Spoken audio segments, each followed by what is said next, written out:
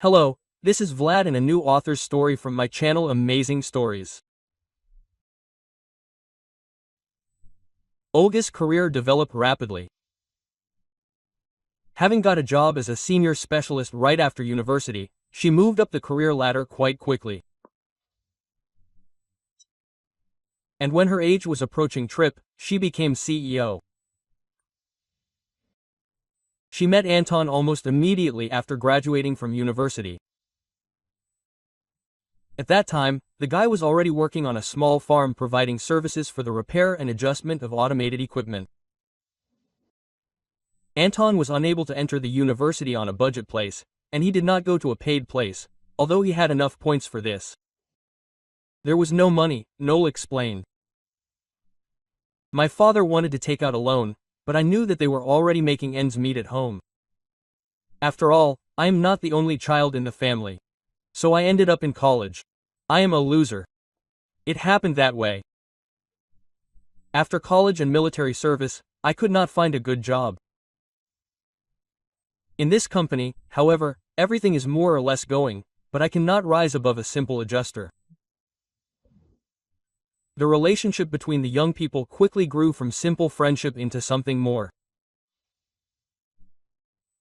And 3 months after starting work at the company, Olga married Anton. The young man tried to make a significant contribution to family life, but his wife's salary always exceeded his income, so he constantly felt a kind of inferiority.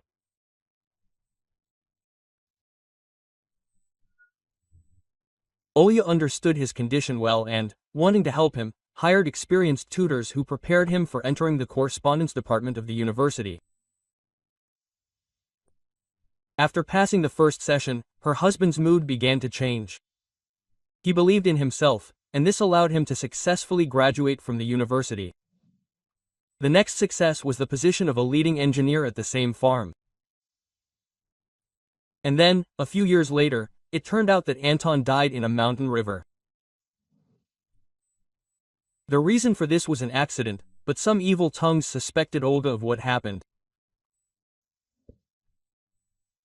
According to them, she, the general director, was simply tired of her loser husband, and she, of course, did not somehow get rid of him herself.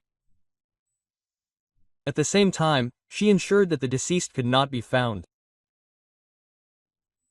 Of course, Olga knew about these conversations, so she scrupulously followed the search operation for her husband. Together with the rescuers, she went to the mountain river, where Anton loved to go fishing. The last time he went on such a trip alone. On one of the tourist buses, he rented a raft with an outboard motor and, having said where exactly he was going, went downstream. Did not return to the tourist center by the appointed time.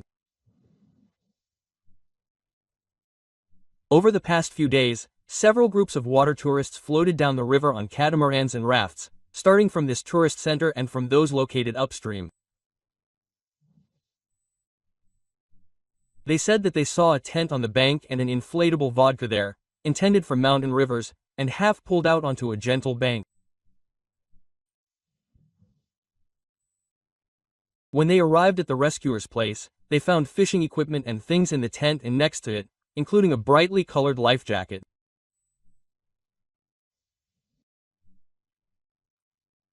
An unopened backpack, the absence of a recent fire, and some other signs suggested that the accident occurred almost immediately after arriving at the scene.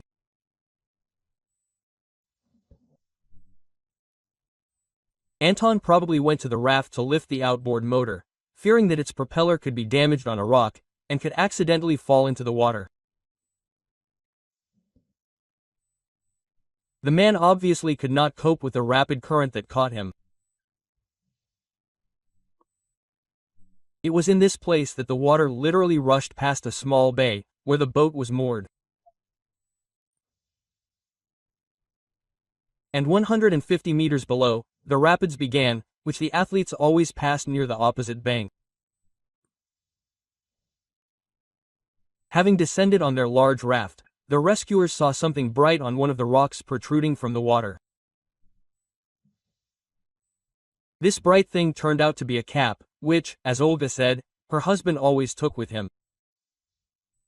A large dark stain was visible on the cap. Later, an examination showed that it was blood. Assessing what happened, rescuers and police assumed that the man who fell from the boat was caught by the current.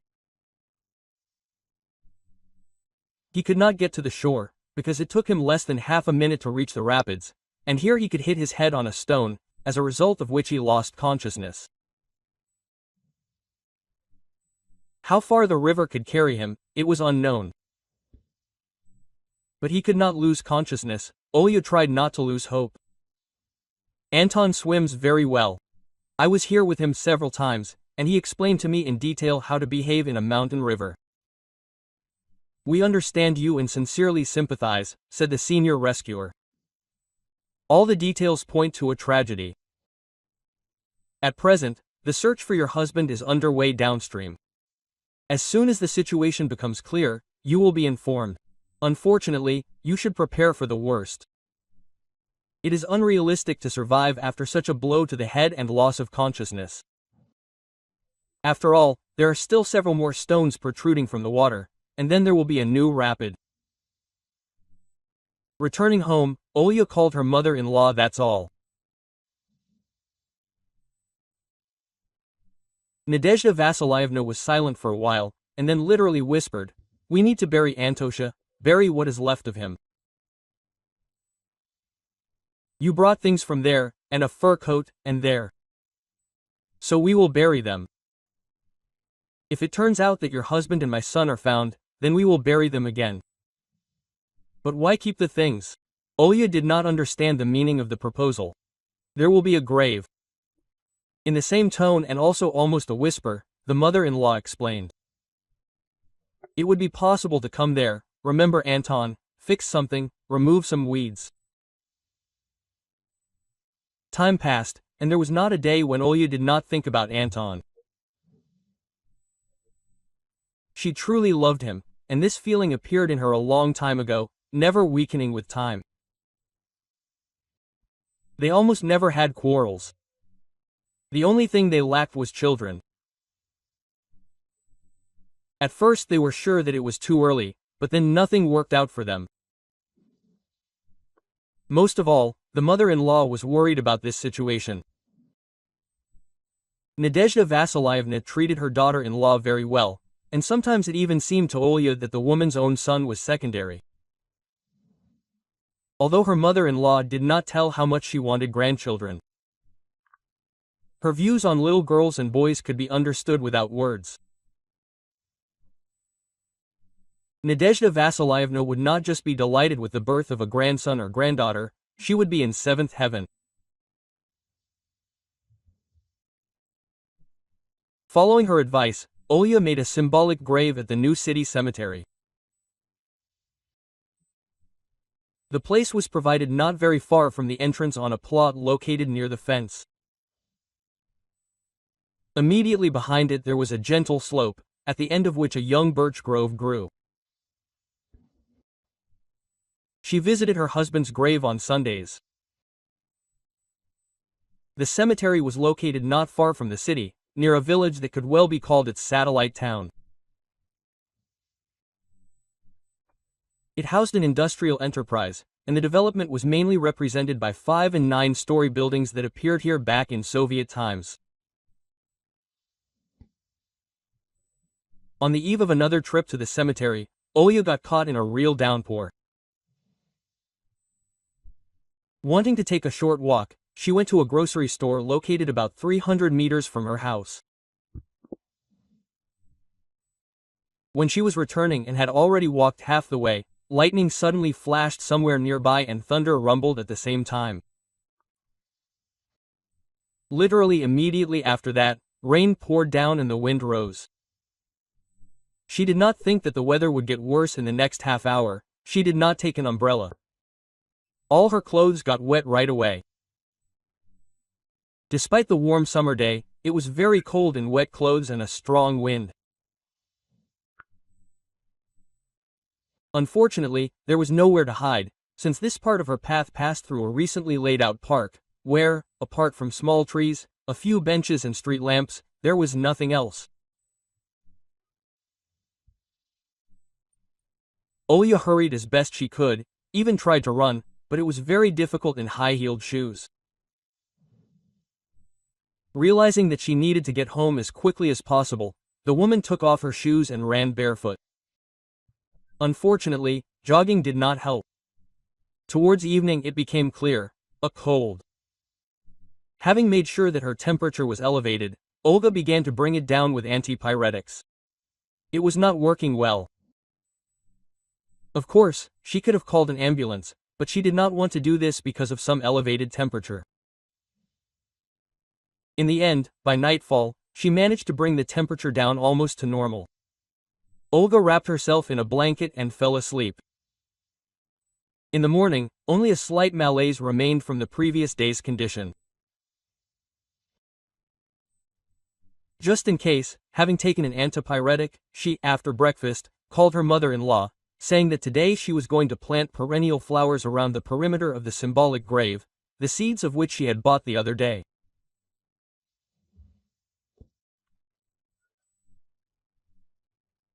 Having left the car in the parking lot in front of the cemetery gates, Olya felt that she was starting to give in again, as yesterday evening she first headed along the central path, then turned left and soon reached the right place.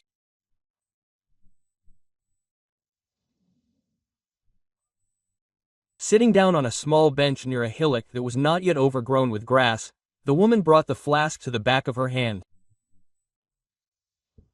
It seems like my temperature is rising again, she thought. Why didn't I take anything with me? Oh, I should have called Lesha yesterday to find out what else to take for a cold. Alexei was her brother. After graduating from medical school, he first worked as an ambulance doctor, then got a job as a therapist at a city hospital. She could, of course, call now, but she rejected the idea. She didn't have any pills with her anyway. Okay, I'll call when I go back, Olya decided. And on the way back I'll stop by the drugstore. Now I'll just sit for a bit, it will get better, and then I'll sow the seeds. Unfortunately, it didn't get any better. She sat with her head supported by her hands resting on her knees, listening to her feelings and waiting for things to get better. "Auntie, are you feeling unwell?" Quote, she suddenly heard a child's voice. Removing her hands and raising her head, Olga saw a girl of about 10 years old in front of her. She was standing, looking at her sympathetically. Kindness and calm were visible in her eyes. "You are sick, right?" the little girl asked again. "You need to do something here, but you can't because of weakness. Let me help." "Who are you?" Olya asked, surprised. "And why are you alone? What are you doing here anyway?" "I'm Masha. I'm always alone here. There's a hole in the fence, and I go through it, and over there, behind the birches, is our orphanage. And you can also go through a hole in the fence there. I walk around like this every day, helping people here. I pull out someone's grass, and paint someone else's fence. And they pay a little for it. And then I buy something tasty and share it with my friends." Lord, was all Olga could think when she heard the child's words. "I think I have some cash with me. I'll give it to her. Let her buy something. Although, it's unlikely that she'll just take the money." "Oh well, maybe they'll spread the seeds then." Smiling affably, Olya suggested, "Let's do everything together. I'll loosen the soil, pull out any grass that gets in the way, and you'll lay out the seeds." And with these words she began to get up from the bench. But the dizziness that had suddenly set in made her give it up. "You feel very bad?" the girl asked sympathetically. "Maybe you'll sit down and rest? I'll do everything myself. I understand what's needed. Give me your iron." "Wait," Olya asked. Here, taking a 500 ruble note out of her purse, she handed it to the child. "Take it right away. I really don't feel well." "Oh, that's a lot," the girl was surprised. "They pay 100 rubles for this kind of work." "Oh, it's okay, everything's fine," Olga smiled. This is my advance payment to you. And next time I'll bring paint and a brush, and you can paint this bench. Agreed? Okay, the girl agreed and got to work. Sitting on bench, Olga watched the little girl quickly tearing grass and loosening the soil. She was doing everything well, and it seemed that Masha was doing something she was used to. While trying to do the job so that the result would be pleasing. While admiring the work, Olga simultaneously felt ashamed. After all, she couldn't clean her husband's grave because of some ordinary cold. Moreover, she was getting worse. Olga felt so weak that she just wanted to lie down on this small bench. Close her eyes and not think about anything, expecting that her condition would improve at least a little. At some point, she felt so weak that she involuntarily leaned over the bench, as if she was really going to lie down on it. She tried to sit up as before, and then her head started spinning again, and much more than before. Blurry outlines of the gravestone and the girl flashed before her eyes. Olga lost consciousness. How much time had she spent in this state? I didn't know. I only woke up in the ambulance. As the nurse who was nearby said, the cemetery caretaker called the doctors after hearing about what had happened from Masha. Probably, the girl, busy with work, saw what had happened to her and knew that in such cases, doctors were called. The caretaker had known Masha for a long time. In the past, he worked as a teacher in an orphanage, and when he retired, he did not want to sit idly by. First, he got a job as a guard, and a little later as a caretaker. The first time he met the little girl in the cemetery, he did not make a fuss, but simply talked to her, winning her over. Masha admitted that she was from the orphanage. It turned out that the orphanage management learned about the girl's regular escapes and that each time she did, she managed to earn a little money.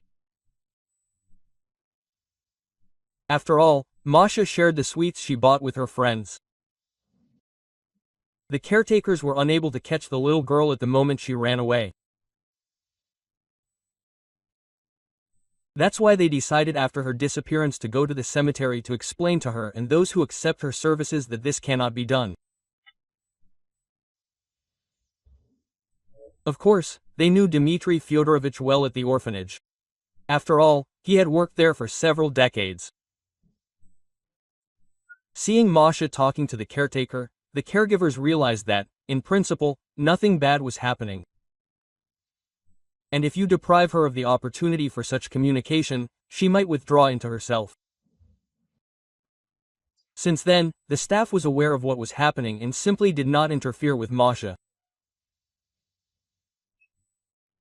An ambulance that arrived on call took Olga to the second city hospital. By the evening of the same day, doctors not only stabilized her condition, but also achieved significant improvement. However, they were unable to bring her temperature back to normal. That is, there was still an inflammatory process in the body, which meant that it was necessary to conduct tests, make a diagnosis and treat until complete recovery. When Olga was informed about this, reminding her that she must provide an insurance policy, the woman called mother-in-law. Nadezhda Vasilievna was scared at first, but when she learned that it was not something terrible, she asked how she could help. The mother-in-law had the key to Olga's apartment, so literally an hour later she arrived at the hospital with all the documents.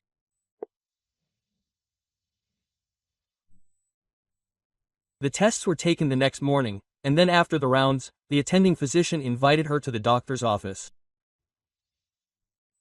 A man of about 10 years old or a little older, who introduced himself as Stanislav Pavlovich, first of all asked Olga not to panic. since we were talking about the first signs, and in fact everything could turn out to be completely different. I will say something that can be discussed today. Forgive me, but I simply have to do this. The fact is that your test showed that we are not talking about a simple cold. It is quite possible that the disease is associated with oncology. Just take this calmly. If the suspicion is justified, at this stage the treatment will give a good result. But still, you should not calm down. I would advise you to put your affairs aside for a while and think about your health. Later I will give recommendations that help in such cases. The conversation with the doctor really scared Olga. She had never been afraid of anything, she had always felt healthy. And since little remained of her cold condition thanks to the treatment, the woman decided to leave the hospital and continue treatment at home, having bought all the necessary medications. At her request, they issued an extract, having received a corresponding receipt from her. After leaving the clinic, she first called a taxi and went to the cemetery parking lot, and after taking her car, she returned home, stopping at a pharmacy on the way to buy the necessary medications.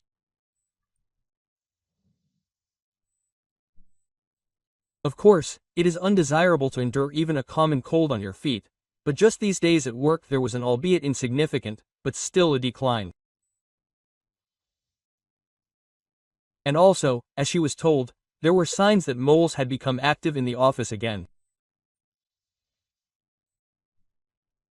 The CEO knew that there were people working for competitors among the employees, but he had not yet been able to identify them. The next day, having solved the most significant problems, Olya decided to leave the office for a couple of hours to her deputy, so that she could go to the cemetery herself. She really wanted to meet Masha, who had helped her so much, to thank her. She saw the girl almost immediately upon entering the cemetery. She was sitting on a bench under a canopy with some man. It turned out to be the cemetery caretaker. They were talking about something, and, apparently, the conversation was interesting to both. Dmitry Fyodorovich realized that Olya had come specifically to talk to the girl, which meant that it would be better if they were alone. Therefore, referring to some business and apologizing, the man left. Quote, "Don't get me wrong," Masha began right away. "I did everything when I took you away soon. I pulled out the grass, loosened the soil, and sowed the seeds. If I had paint and a brush, I would have painted that bench too." "Thank you, my dear," Olga thanked, feeling tears welling up in her eyes. "I knew you would do everything. I realized back then that I could rely on you. And we'll paint the bench some other time. But that's not all. I wanted to talk. That's not why I came. You helped me that time. How can only a very good person help? You can't even imagine how grateful I am to you. I know that if I try to give you money, you'll most likely refuse." "Yes, I will refuse," looking straight into your eyes, Masha said. "In my place, anyone would have done the same. Of course, I should have called an ambulance. But you know, what did she want to say?" Yesterday the girl looked around and, switching to a whisper, continued, "I saw some guy on the grave. He was wearing a hood, but I still saw him. He looks like the one on the cross in the photo." Hearing this, Olga felt uneasy. She even shuddered with fear. The thought that appeared from somewhere that her husband had actually managed to survive there, on the mountain river, made her shudder. What should I do, huh? Questions feverishly swirled in her head. Stay, wait, or, what if he doesn't come? Maybe tomorrow? And what if he doesn't come tomorrow either? Something needs to be done. She couldn't think of anything, but a way out of the situation seemed to appear out of nowhere. Masha, come with me for a minute. Having opened the car, Olga invited the girl to sit down.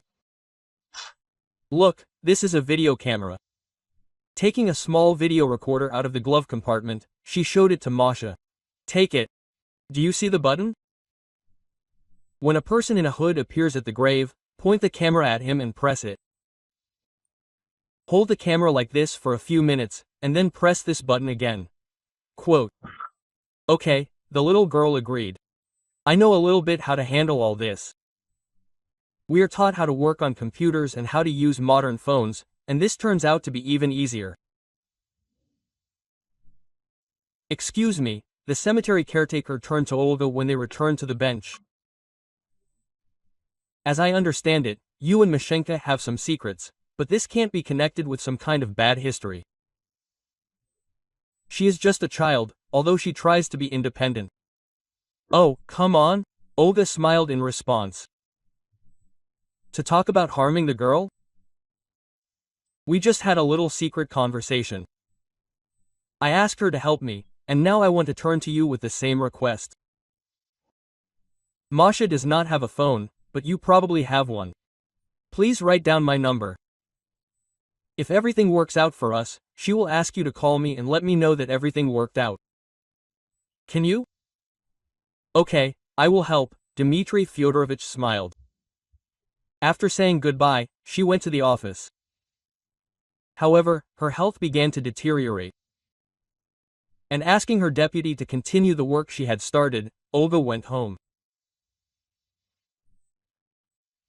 After taking her medicine, she initially wanted to make herself dinner, but then decided to just lie down and try to fall asleep, knowing that she should feel better in the morning.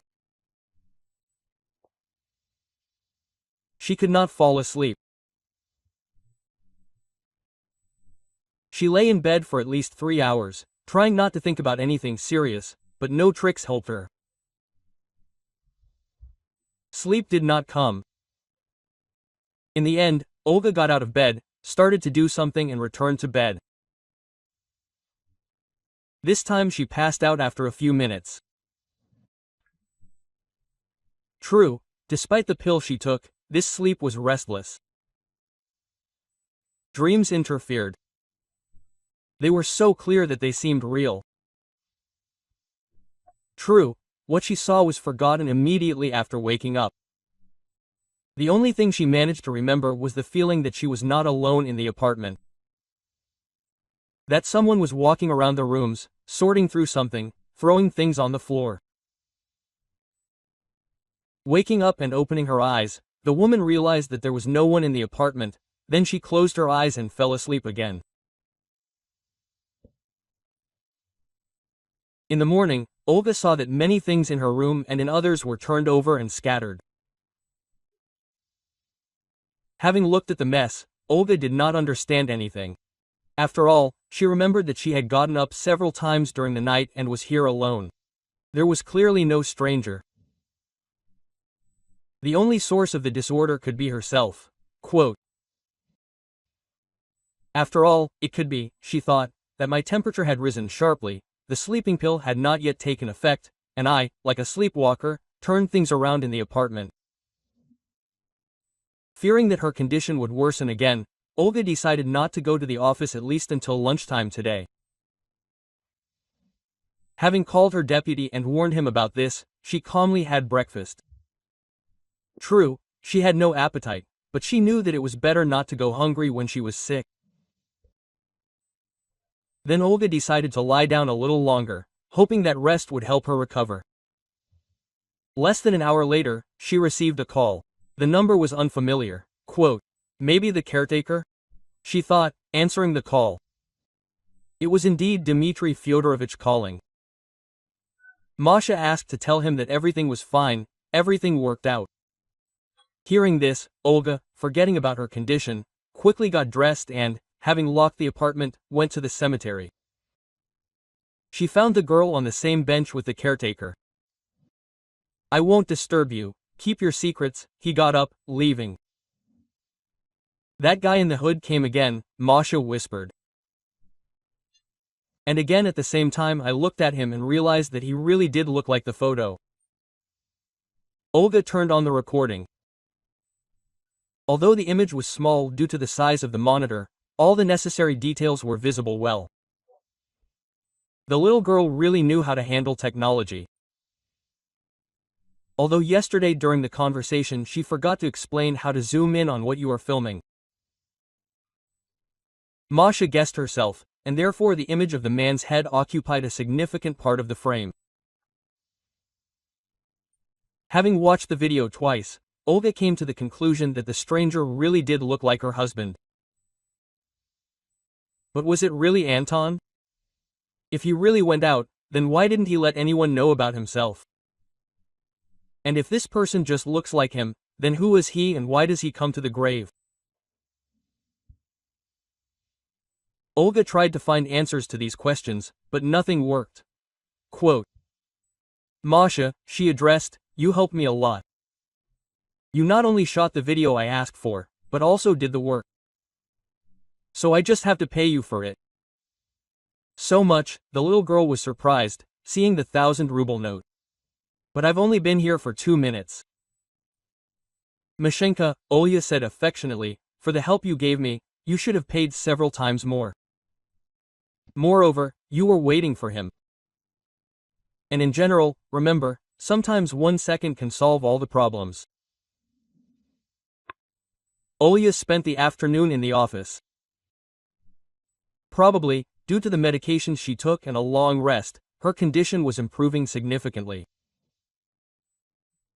The employees knew about her illness and demonstrated very high activity, showing that they were trying.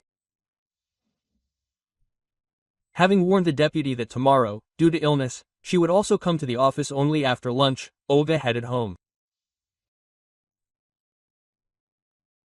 And in the morning, half an hour before the stranger in the hood appeared, Olga was already close to the grave, having settled down behind a small fir tree, probably planted by relatives of someone buried nearby. The man in the hood appeared as if from nowhere. He approached Anton's grave, sat down on the bench where Olga had sat a few days ago. Because of the hood, she could not see his face completely, but his profile really did resemble her husband. She was only about 9 steps away from the bench. And jumping out from behind the fir tree, Olga ran this short distance, pulling the hood off the man. Confused, he looked at the disturber of his peace, and she looked at him.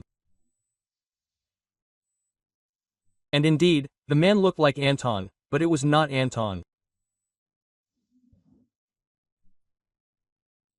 The strength that had appeared from somewhere left Olga, with difficulty holding back tears, feeling how her legs were filling with weakness, and somewhere inside some lump was appearing. She, trying to suppress the trembling in her voice, apologized to the stranger.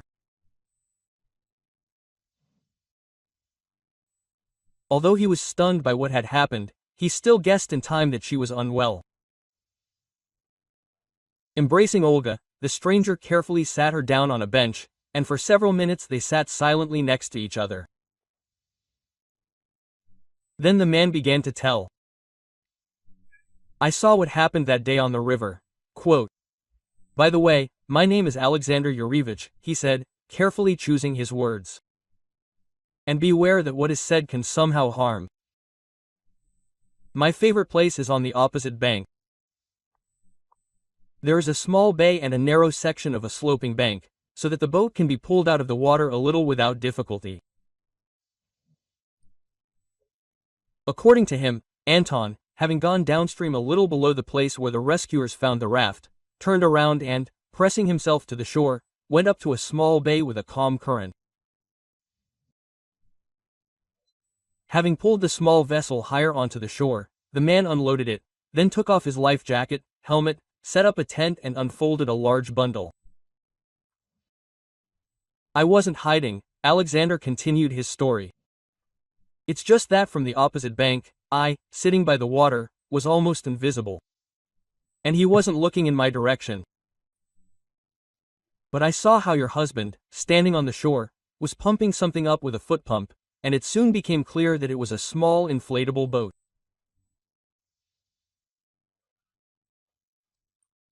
Listening to the story, Olga seemed to see with her inner vision that Anton put on a life jacket and a plastic helmet taken from a black bag, leaving the same ones on the shore. Having thrown both bags into the small boat, he pushed it into the water and, having sat down, began to row. Having reached the rapids, Anton threw both empty bags into the river and, carefully maneuvering, directed the boat to the rapids. But he could easily capsize on the rocks in what you call a one-man boat. Looking at the man, she asked doubtfully, "I saw what kind of waves there were. Or is that not so?" About a day before that day, there had been heavy rains in the mountains, the man explained. The water level was 40 centimeters higher, or even more. This rapid is dangerous only at low tide. And after a good downpour, most of the dangerous rocks disappear. The draft of boring boats is small, and they easily pass over such places. The stranger told how, sailing past a rock sticking out of the water, Anton threw something at it. This something, as Olga guessed, was his cap.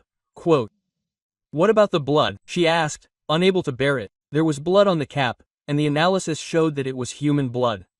Quote, "I don't know, I didn't even see what he was throwing," the man shrugged. "Although, it seems to me, you can make some kind of wound and stain your cap with blood."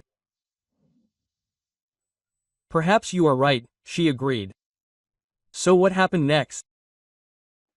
Almost immediately after the rapids, the current slows down. This is especially noticeable during high water. You were there and probably saw that the river turns slightly to the left. Well, that is, the current presses against the right bank. The small boat with that man was already carried to the right.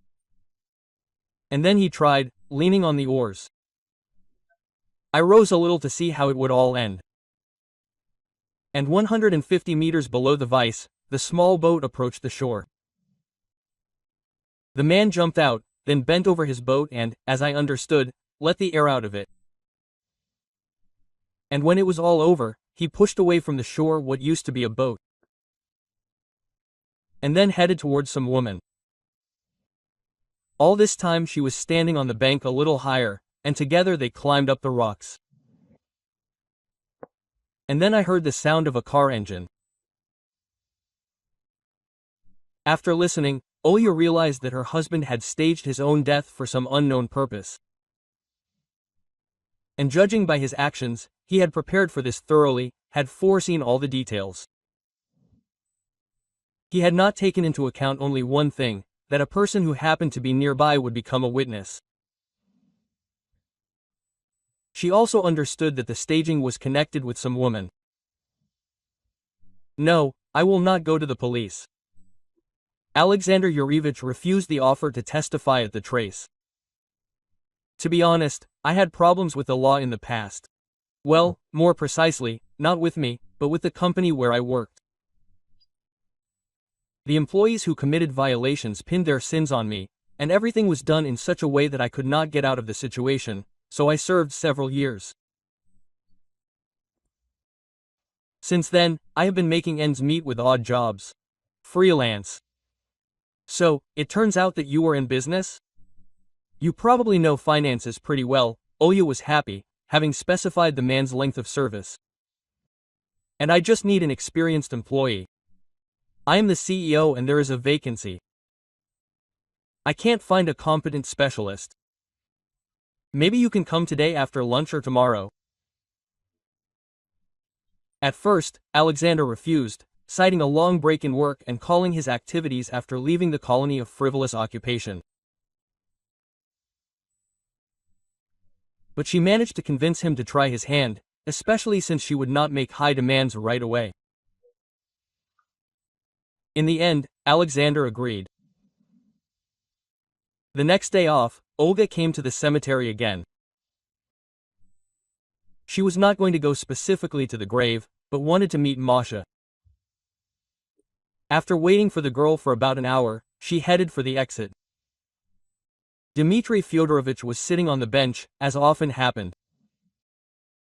The director at the old house was replaced, and the new one forbade Mashenka to go outside the territory, the caretaker explained. It's boring without her. Yesterday I went up to the fence, and there she was, as if I could feel it, waiting for me there. We talked a little. She's a good girl. Grandpa calls me. Yes, really, she's a good girl, Olya agreed with a sigh. A colleague of ours, with whom I had the chance to work, told me that the new boss used to be the director of another orphanage, and there were financial violations there. They couldn't find a fairly large sum. My friend's daughter-in-law works in that orphanage, and I think that this director will also come up with something with the finances in his new place. Alexander Yurievich came to their office the next morning. Judging by the fact that he was up to date, he was able to get into the swing of things on the third day. Olga realized that the specialist was truly competent, which meant that she could continue treatment, relying on her deputy and the new employee.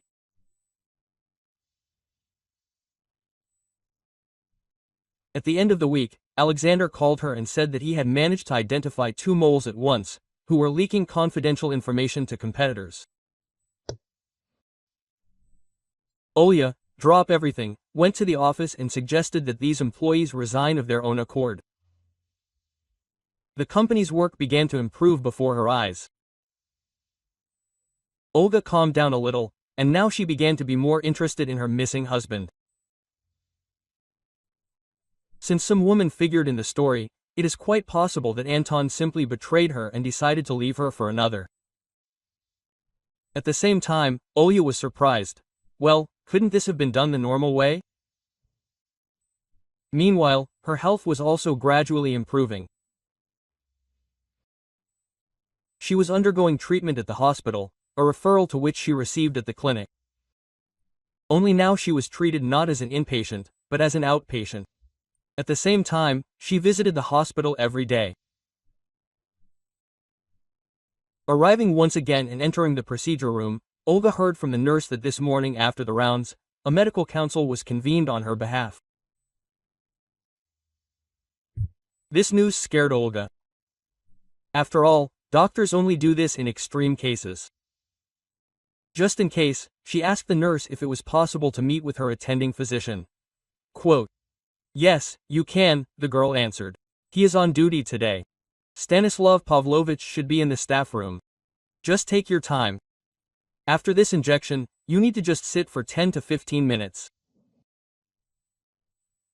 Olga could hardly wait for this time to end and headed down the corridor in the right direction.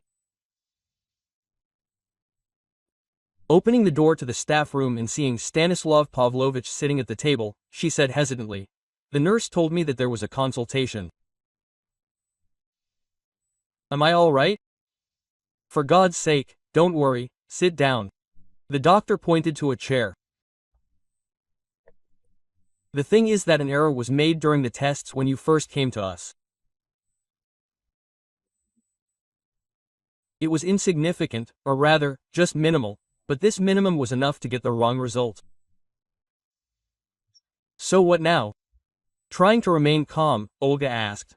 Quote, "The day before yesterday you took the tests again," the doctor continued. "The result was completely different. Our lab technicians are not to blame. The drug we received for work did not have the required concentration, and now everything that meets the requirements was used. And repeated tests showed that you do not have even minimal signs of oncology. So from this evening you will have a different treatment. We will use other drugs for injection." "You, nurses?" "No," she said, "you just need to sit and then go." That day, Olga went home in an elevated mood. It even seemed to her that the weakness, which had been getting stronger and weaker for a long time, had completely disappeared. The next day, after visiting the clinic, Olya went to the office. In the previous days, she also went to work every day, but was there for no more than half an hour. She only familiarized herself with the most necessary reports. This time, she began to familiarize herself with the events taking place more thoroughly. After analyzing the results, she realized that the company had begun to reach a new level. And she also realized that the credit for this belongs to Alexander Yurevich. The management of the holding company, which includes our company, said that it would be better for me to have 2 deputies, Olya recalled. And I tried to find a second one for some time, but there was no specialist of the required level, and now, it seems, there is. Having heard about the offer of a new position, that is, a serious promotion, the man, without a second thought, refused it, and as a reason cited too short a period of work, due to which he had not yet had time to learn all the intricacies. Quote, "You should think about it," suggested OLG. "I've been thinking about this for a long time, but it never worked out. You are a competent, experienced specialist, I have confidence in you." Talking to Alexander, she did not pay attention to the open door of her office. And as a result, her offer became known in the office. As usually happens, not everyone wanted to work with full dedication. Some, due to the friendly atmosphere in the office, sometimes used working hours for personal purposes. As a result, the company simply could not work at full capacity. Alexander Yurevich, having become familiar with the intricacies of the work, began to suppress the misconduct of the employees, and assuming that having become a deputy, he would be much more effective in achieving efficiency. Some employees began to openly resent the choice of the general director, calling on others to strike. Olga, who came out into the corridor, was met by a delegation of the most active. They gave an ultimatum. Either she abandons her decision to appoint Alexander Yurevich as deputy, or they stop working from today. And then, if this does not work, they will simply quit. Olga understood that if she gave in, the efficiency of the work will begin to decline. And there may come a time when competitors will take over part of the lower ones, which means there was no way to retreat. "Alexander Yurevich will be appointed my second deputy from tomorrow," she declared in an icy tone. "As for your threats, you have no reason for a legal strike. Therefore, we will be talking about absenteeism. But I do not want to use such a method. It is enough to simply write an order about your refusal to work and I will not pay wages."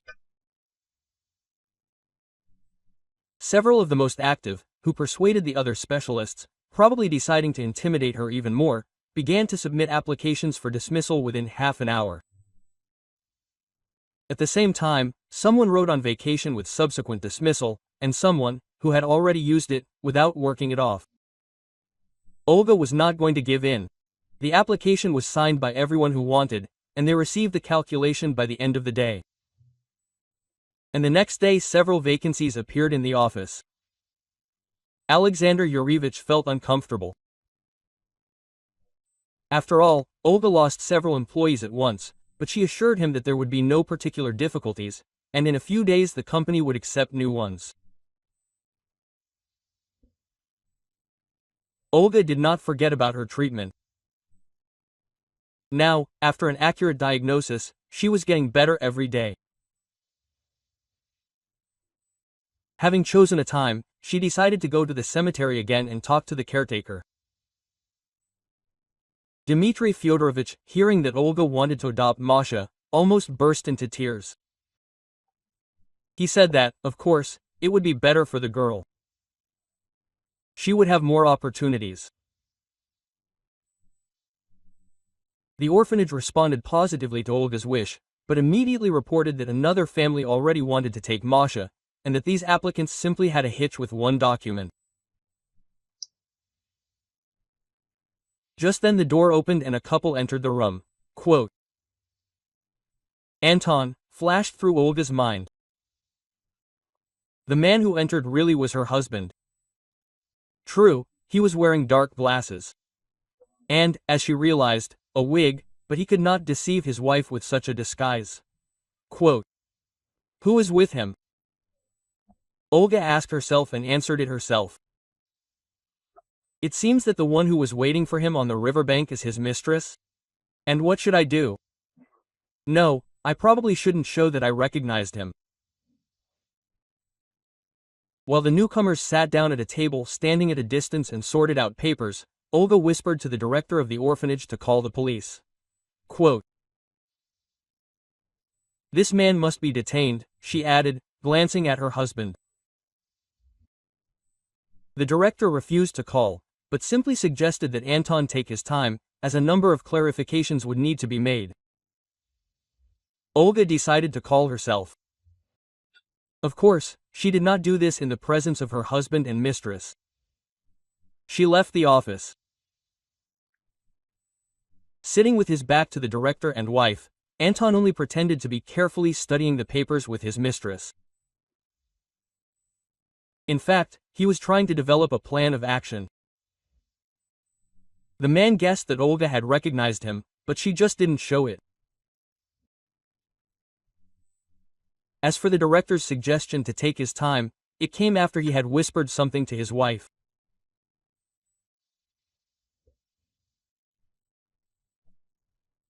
Anton came to the orphanage with his mistress to pick up little Masha, who was his and Anastasia's daughter. That was the name of his mistress. He had been in a relationship with her even before his wedding with Olya. But after the birth, the mistress did not want to raise her daughter, and gave her up to an orphanage.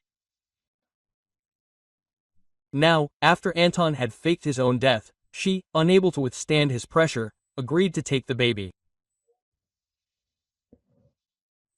Listening to Nastia's explanation, Anton did not even try to understand what she had said.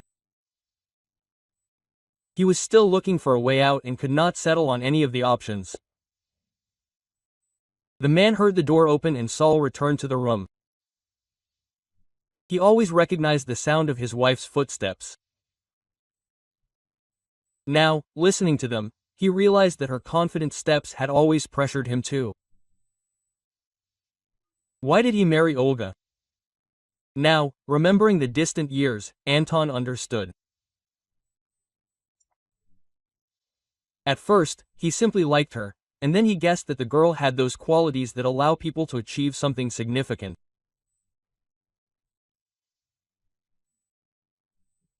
And this means that he, a loser, will have the opportunity to live better than others when marrying her, without bothering himself with any worries. That is why he left Nastia, who was already pregnant. Moreover, he was not even interested in her life. He was afraid of only one thing, alimony, which his mistress could apply for after giving birth. That's why Anton took Nastia's refusal of his daughter calmly. And after years, the man realized that he felt his inferiority more and more. It began to seem to him that living with a rich businesswoman was just torture. After all, Olga paid for most of his purchases. And he got so used to it that he even began to put aside his earnings, assuring himself that it was just for a rainy day. The idea of faking his own death was suggested to Anton by his mistress. She managed to get new documents through some acquaintance, thereby ensuring his safety. The man guessed that the hype after his disappearance would die down pretty quickly. After all, he played out the performance of his own death perfectly. After all, it is almost impossible to find a drowned person in a mountain river. But you never know where the fast current can carry him. The memories that suddenly flooded Anton disappeared. What to do? He asked himself again. It is clear that they will not give them the girl today. Or maybe they won't be able to take her out of the orphanage at all. Who knows where Olga called when she left? Maybe the police. And what could they charge him with? Oh, it's a pity I didn't strangle her that night when I came home. To check if she had changed the locks. And I still needed to take her bank card. Yeah, I spent a lot of time searching. I found it with difficulty. I made a mistake by leaving a mess. What if she realized something when she woke up? Anton understood that the best option for him and Nastia was to immediately leave the orphanage. But he didn't know how to tell his mistress this so that she wouldn't start to complain. And they didn't need the noise now. Finally, a very convincing and safe plan matured in his head, but he didn't have time to put it into action. The door opened and 3 police officers entered the office. Anton and Anastasia were detained. While the law enforcement officers were drawing up the documents, the door opened again. Yes, I saw how this man faked his death on the river. Alexander Yurievich began to testify. No, I am not mistaken. This is exactly the man. For some reason, the man, without looking at the police officers, told everything that happened on the river that day, and for some reason he was looking only at Olya at that time. She also did not take her eyes off Alexander. It seemed to her that all these days after they met, and even all the past years, they did not just live on their own, but were looking for each other. Finally, the police completed all the paperwork. Anton and Nastia were taken away. Olga, Alexander and the director of the orphanage remained in the office. Quote, "Well, are we going to stand like this?" the director asked, turning to the visitors. "Have you brought the documents? Are you going to take the girl?" he asked. Olya, he suddenly turned to her. "Alexander. We are with you, you marry me." "Yeah," she answered. "Oh, Masha, remember, I told you?" "I remember," Alexander smiled. "It was she who introduced us. If it weren't for her observation, we would have gone our separate ways." "So, I understand everything," the director intervened in the conversation, "and now I should shout bitterly, but, somehow there is no time for this. In general, are you taking Masha today or not? I have business approaching lunch break." "Well, are you silent?" "Of course, we are taking her," Alexander smiled. "Masha will be our daughter, and we will do everything for her." And so it all happened. And a month later they had a beautiful wedding, the guest of honor at which, of course, was Dmitry Fyodorovich.